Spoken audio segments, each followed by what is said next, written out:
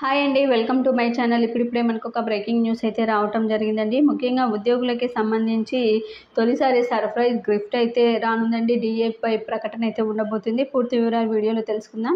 తెలంగాణ ఉద్యోగులకి శాసన మండలిలో బట్టి విక్రమార్క మాట్లాడుతూ, రాష్ట్ర ప్రభుత్వ ఉద్యోగ వ్యవస్థ అంతా కూడా మన కోసం, ఈ రాష్ట్ర ప్రజల కోసం పనిచేస్తుందని అయితే మెచ్చుకున్నారండి. ప్రస్తుతం పెరిగిన ధరలను అనుగుణంగా ఉద్యోగులకి చేయాల్సినవన్నీ చెల్లించాల్సిందేనని ఆయన అయితే చెప్పారు.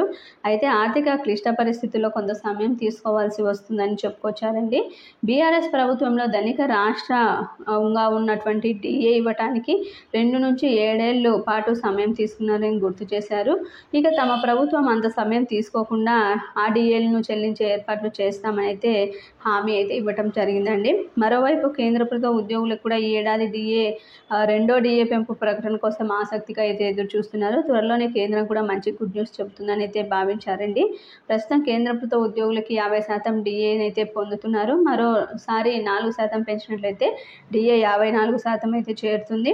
అయితే కేంద్ర బడ్జెట్లో కొత్త పే కమిషన్ ఏర్పాటుపై ప్రకటన వస్తుందని ఉద్యోగులు భావించగా, నిర్మలా సీతారామన్ ఎలాంటి ప్రకటన చేయలేదండి.